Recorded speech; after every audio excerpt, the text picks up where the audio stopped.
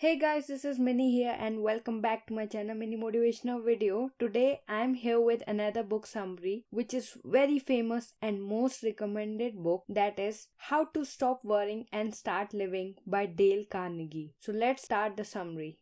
First, live in day-tight compartments. In this chapter, Dale mentioned about Sir William Osler, who was the most famous physician of his generation, and when he died, 2 volumes of 1466 pages was written just to tell the story of his life. When asked about Sir William's success, he mentioned that he doesn't regret or care about the past at all. Whatever has happened has happened. There's nothing that can be changed. So worrying is just stupidity, and it's always better just to accept the past as it is and never worry about it. So did Sir William mean to say that we should not make any efforts to prepare for tomorrow? No, not at all. Because the only best possible way to prepare for tomorrow is to concentrate with all your intelligence, all your energy on doing today's work in a superb manner. This automatically will lead you to better future. The man's salvation is now only. Do plan the future, but do your best now without worrying about the results. Every day is a new life to a wise man. They shared so many examples of the people who always used to worry about the past and future and how they suffered because of that. One of the examples was of Edward S. Evans, who almost killed himself with worry before he learned to start living. This man, brought up in poverty, was just a clerk and had 7 people dependent on him for bread and butter. Because of small pay in different jobs, he decided to start his own business, from which he started earning $20,000 a year. But one of his friends to whom he endorsed a big note went bankrupt. But it didn't stop here. Another disaster happened to him.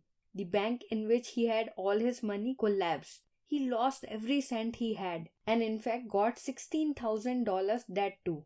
He couldn't sleep or eat. He became strangely ill. His body broke out in boils and became weaker day by day. Finally one day, doctor said he had only 2 more weeks to live. This jolted him completely. Every worry and his issues seemed so small to him now. So he surrendered himself completely and laid back awaiting his end. He gave up on everything. This made him relaxed and he started sleeping again in a carefree way. To his shock, his appetite returned and he gained weight. 6 weeks later, he was able to go back to work. He got a well-paid job and within a few years, he was the president of the company. He became the most progressive businessman in the US and his company, Evans Product Company, has been listed on New York Stock Exchange for years. He learned to live in a day-tight compartments, which served him really well. Second important lesson from the book is magic formula for solving worry situations. William H. Carrier, the brilliant engineer who launched the air conditioning industry and is the head of most favorite Carrier Corporation, said he understood this magic formula when he used to work for the Buffalo Forge Company. There he was assigned of installing gas cleaning device in a plant costing $1 million. But he failed installing that. After that, his stomach problem started and he became so ill and couldn't sleep. Finally, he came up with a technique to solve his situation, which is this 3-step formula.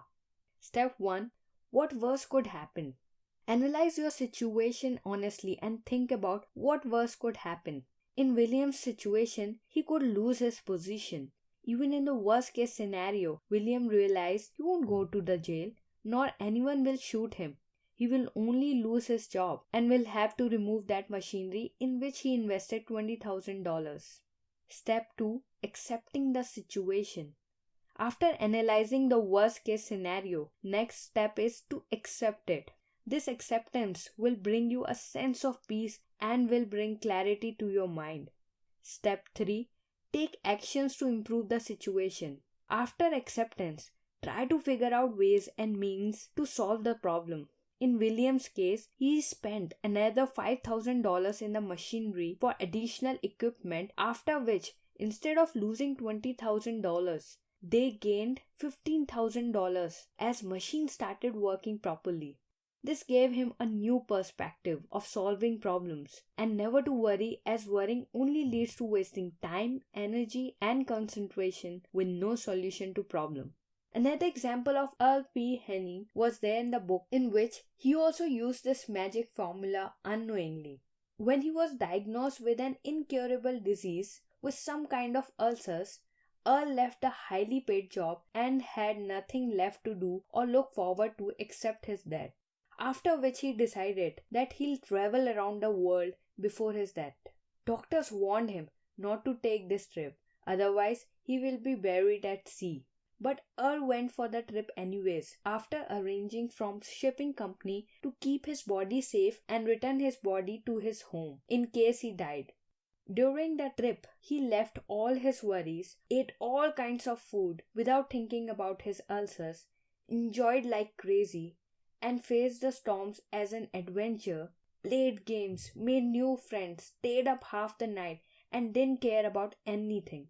And after he got back to home, he already gained 90 pounds.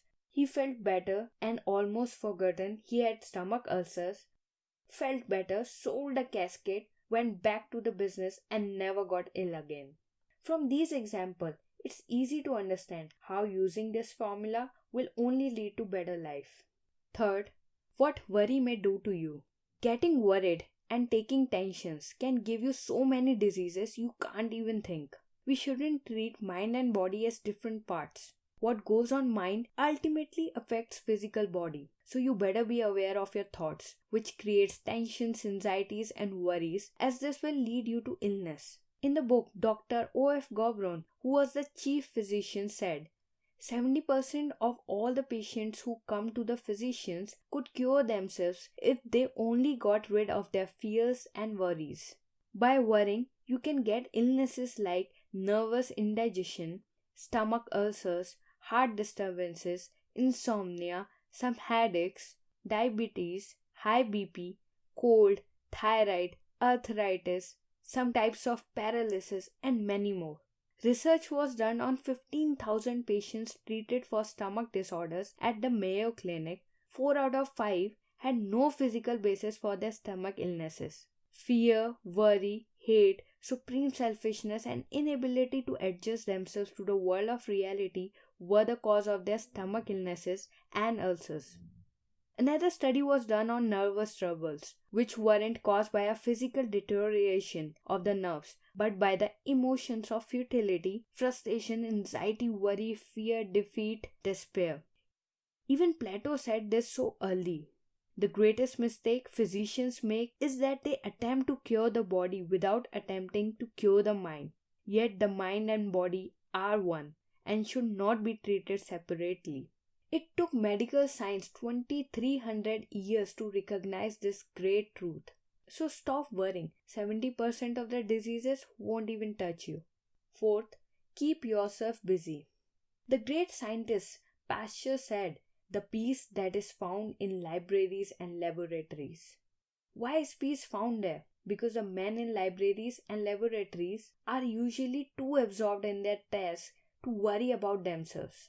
People who do researches have rarely any nervous breakdowns, as they do not have time for such luxuries. In psychology, there is a law in which it is utterly impossible for any human mind, no matter how brilliant he or she is, to think of more than one thing at a given time. Like you can think at the same instant of the Statue of Liberty and of what you plan to do tomorrow morning. You could focus on either thought in turn, but never on both simultaneously. Well, same thing is true for emotions too.